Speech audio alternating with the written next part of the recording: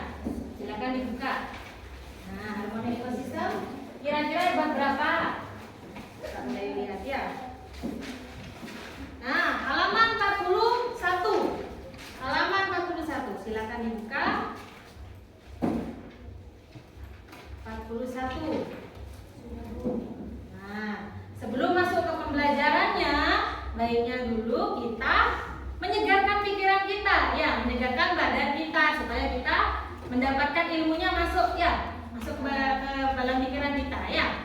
Oke, budaya di sini punya lagu. Lagu. Nah, ayo menyanyi dulu. Kelihatan ya? Iya. Nah, ini budaya contohkan ya. Nadanya nanam jagung. Tahu?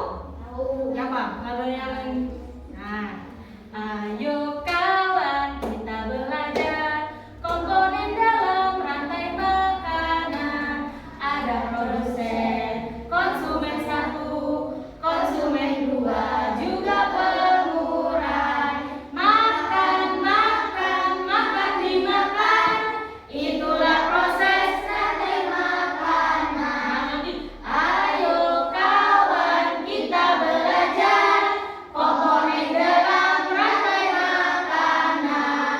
Ada produsen, tumbuhan hijau, konsumen satu, hewan herbivora, konsumen dua, hewan karnivora, juga pengurai. Itulah jamur. Bisa ya? Gampang kan ya? Ya. Ayo kita nyanyi bersama tapi berdiri, ya. Yuk berdiri, semuanya berdiri. Nah, pakai gerakan? Pakai, ya. Pakai gerakan. Iya, ikuti budaya. Ya, ikuti budaya. Oke. 1, 2, 3. Ayo kawan kita belajar komponen dalam rantai makanan. Ada produsen, konsumen satu, konsumen dua, juga pengurai. Makan, makan, makan dimakan. Itulah proses rantai makanan. Ayo kawan kita belajar komponen dalam rantai makanan. Ada produsen, tumbuhan hijau, konsumen satu, hewan herbivora, konsumen dua, hewan karnivora, juga pengurai. Itulah jamur. Tangan buat kita semua. Nah, silakan duduk kembali, ya. Nah, di sini kalian kalau budaya tanya, ya, sedang apa kita? Nah, kalian menjawab bersenang-senang, gitu ya. Jadi sepanjang pelajaran, ya, sepanjang pelajaran budaya akan memanggil kalian, ya. Sedang apa kita? Kalian jawab bersenang-senang, ya. Bisa ya? Coba tes ombak dulu, tes ombak dulu. Sedang apa kita? Bersenang-senang. Ya, begitu ya. Oke, kita masuk dalam pelajaran sekarang. Nah, apa yang akan kita pelajari hari ini? Nah, ya, judulnya harmoni dalam ekosistem. Nah, apa yang kita pelajari hari ini? Yang pertama adalah ekosistem. Tentunya adalah ekosistem. Nah, yang kedua adalah macam-macam ekosistem. Yang keempat adalah, yang ketiga adalah peran makhluk hidup di ekosistem. Terus rantai makanan, juga jaring-jaring makanan. Agak banyak ya? Ya. Hanya 5. Udah singkat, jadi 5. Nah, ya. Tidak banyak kalau kalian memperhatikan, ya. Nah, kita tonton video dulu, ya. Tonton video dulu. Nah, kita tonton bersama-sama, ya. Pernahkah kamu mengunjungi sebuah hutan untuk berwisata? Apa yang kamu lihat di sana? Kamu mungkin akan melihat barisan pepohonan yang lebat, pohon yang tumbuh merambat, rumput atau semak belukar. Ada juga hewan yang berjalan di darat dan udara seperti burung, serangga, dan masih banyak yang lainnya. Bukan hanya itu, di hutan juga pasti ada tanah, udara, air, dan cahaya matahari. Semua itu adalah bagian dari ekosistem hutan. Apa sih ekosistem itu? Ekosistem adalah kumpulan makhluk hidup atau biotik dan benda-benda tak hidup atau abiotik yang saling berinteraksi dan bergantung satu sama lain. Komponen biotik adalah manusia, hewan, tumbuhan, dan berbagai mikroorganisme yang tidak terlihat. Sedangkan komponen abiotik adalah cahaya matahari, air, udara, bebatuan, dan tanah. Komponen biotik tersusun dari individu, populasi, dan komunitas. Individu adalah makhluk hidup tunggal, misalnya seekor ikan. Populasi adalah kumpulan individu yang sejenis, misalnya populasi ikan. Komunitas adalah kumpulan populasi yang hidup di suatu tempat, misalnya dalam suatu kolam terdapat populasi ikan, populasi teratai, dan populasi ganggang. Dua jenis makhluk hidup di dalam ekosistem dapat saling berinteraksi satu sama lain. Kompetisi adalah persaingan dua makhluk hidup. Contohnya persaingan singa dan hiena untuk memperebutkan makanan. Predasi adalah interaksi di mana salah satu makhluk hidup memakan makhluk hidup yang lainnya. Contohnya singa yang memakan zebra. Simbiosis mutualisme adalah interaksi yang saling membentuk. Nah, cukup sampai situ dulu ya. Nah, sekarang udah tanya. Tadi sudah dijelaskan ekosistem itu apa? Ekosistem. Ekosistem tadi contohnya di sini adalah ekosistem apa? Hutan ya. Ekosistem hutan. Nah, di ekosistem hutan ada apa saja tadi?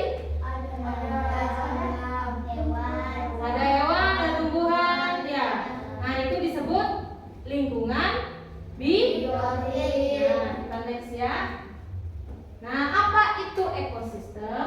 Ekosistem adalah kumpulan makhluk hidup atau biotik dan benda-benda tak hidup atau abiotik yang saling berinteraksi dan bergantung satu sama lain. Nah, dalam ekosistem ada hubungan timbal balik antara komponen abiotik dan biotik. Contohnya tumbuhan, lingkungan biotik ya. Tumbuhan membutuhkan lingkungan abiotik yaitu cahaya matahari. Untuk apa? Untuk hidup. Iya, untuk hidup dan menghasilkan Makanan. makanan. Itu contohnya ya. Berarti ada hubungan timbal balik antara lingkungan biotik dan lingkungan abiotik.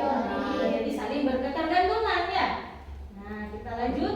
Nah, ini komponen ekosistem. Ada komponen biotik diisi oleh komponen makhluk hidup. Nah, seperti hewan, tumbuhan, mikroorganisme, dan manusia. Sedangkan komponen abiotik adalah komponen yang seluruh unsur berasal dari yang tak hidup, misalkan tanah, batu, air, cahaya matahari ya. Nah, sampai sini paham? Paham ya. Kita lanjut lagi. Nah, sekarang kita akan mengadakan kegiatan diskusi. Sebelum itu Bu Dayu akan membentuk kelompok. Nah, bagaimana cara membentuk kelompoknya? Bu Dayu sudah menyiapkan ini, kartu komponen biotik dan abiotik. Nah, kalian sekarang tulis dua saja. Contohnya di sini, misalkan ya, kata membutuhkan air. Ya, untuk apa? Minum. Nah, contohnya seperti itu ya. Dua saja contohnya ya. Nah, silakan 5 menit kalian berdiskusi.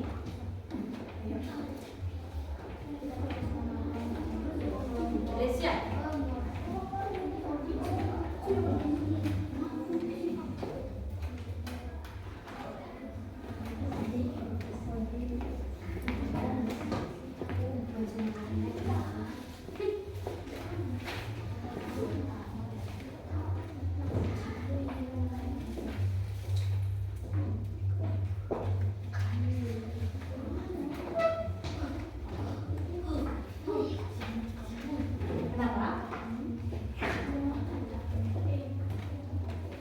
Kenapa? Nah, kamu tulis dulu komponen biotik. Nah, berarti makhluk hidup ya, makhluk hidup seperti ada apa nih? Capung, ada. Nah, tulis makhluk hidup yang kelihatan di gambar ini apa saja ya? Nah, tulis. Tapi ditulis komponen biotik. Jangan lupa biar tidak tercampur ya.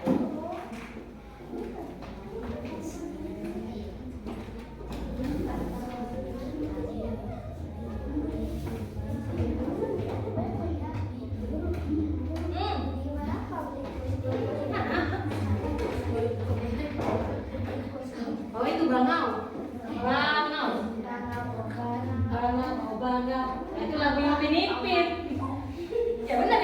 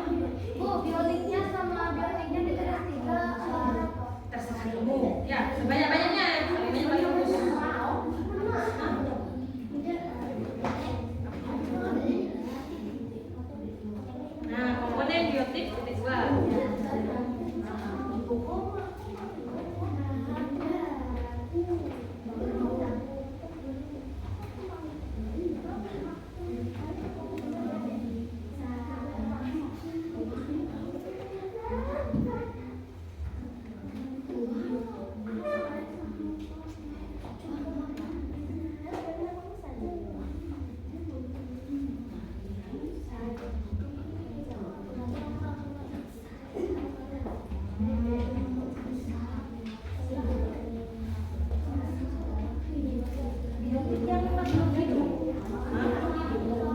makhluk hidup apa saja, bisa hewan, bisa tumbuhan ya. Bisa hewan, bisa tumbuhan.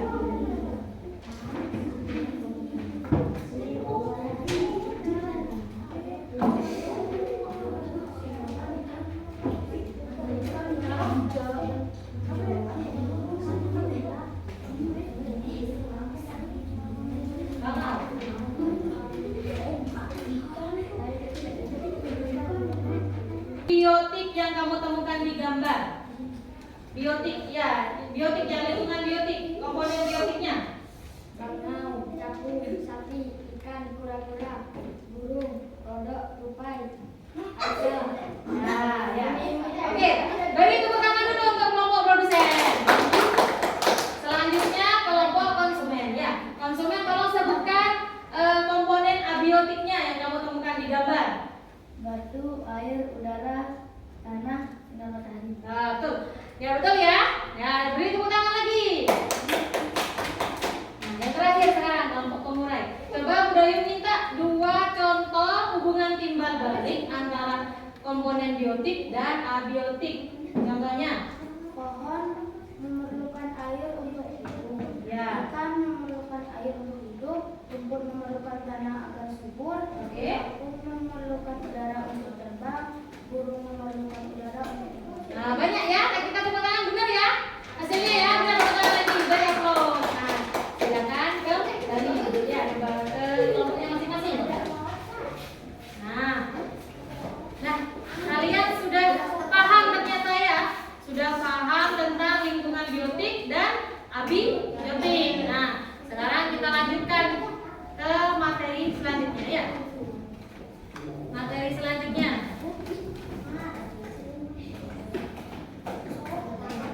Oh, ada video lagi. Nah, sebelum ke materi selanjutnya kita ini apa nih? Bukan terenggiling tapi terenggiling. Ya.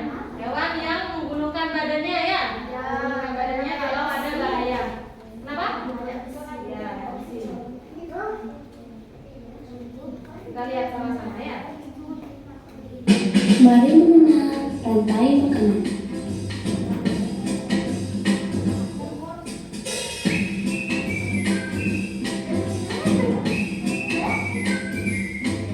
Hai, aku Gigi, seekor tenggiri. Aku akan mengajak kalian. Angkat. Pegang. Pegang. Angkat. Tangkap. Iya. Lagi. Kamu pasangannya siapa? Ya.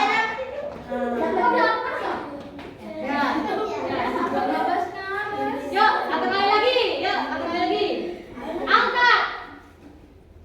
Angkat. Pegang. Pegang kepala. Angkat. Tangkap. Siapa yang dapat? Siapa yang dapat? Oh ya, tepuk tangan bagi kita semua. Silakan duduk kembali. Nah, bisa main dan bermain sama temannya ya. Oke. Nah, sekarang Budayu ingin mereview kembali. Kita belajar apa hari ini? 1. Belajar tentang ekosistem. Yang kedua kita belajar tentang rantai makanan. Yang kedua kita belajar tentang yang terakhir kalau sudah ya. Nah, kalau ekosistem, ada lingkungan, komponen biotik, ada komponen abiotik. Nah, terus jaring-jaring makanan ada produsen, ada konsumen, ada pengurai. Ya, paham ya? Juga jaring-jaring makanan adalah kumpulan dari rantai makanan. Terus ini ada yang ditanyakan tentang belajar hari ini? Tidak ada? Tidak ada? Paham sudah ya? Nah, tadi Budayu kasih tugas, kasih PR, tolong dikerjakan di rumah. Besok kita Kumpulkan.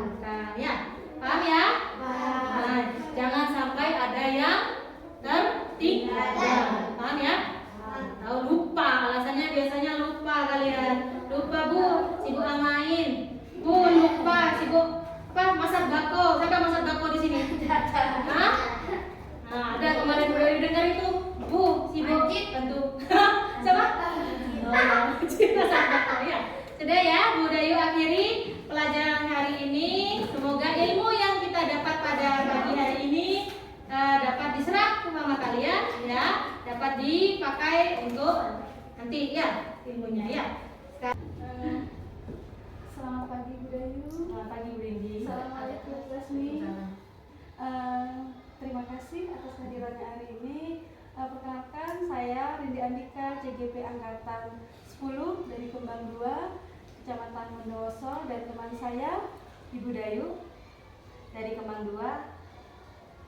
Kebetulan beliau ngajar kelas 5 yang akan saya observasi di pembelajaran kali ini. Dan di samping saya ada Ibu PP saya, yaitu Ibu Sulasmi dari Kepala Sekolah TK Kartika. Kesempatan saya kali ini akan melakukan pasca observasi kepada Bu Dayu. Dari hasil observasi kemarin dan pra-observasi, jadi hari ini saya akan melakukan pasca observasi kepada Bu Dayu yang menindaklanjuti tentang hasil observasi kemarin. Oke. Pertanyaan pertama yang akan saya ajukan kepada Bu Dayu. Saya balik lagi dengan yang kemarin Bu Dayu, saya akan menanyakan kembali yang tentang pasca bagaimana tujuan pembelajaran dari Bu Dayu yang sudah Bu Dayu lakukan. Ya, tadi saya sudah melakukan observasi dengan Bu Rindi. Mata pelajarannya yang diobservasi yaitu IPAS.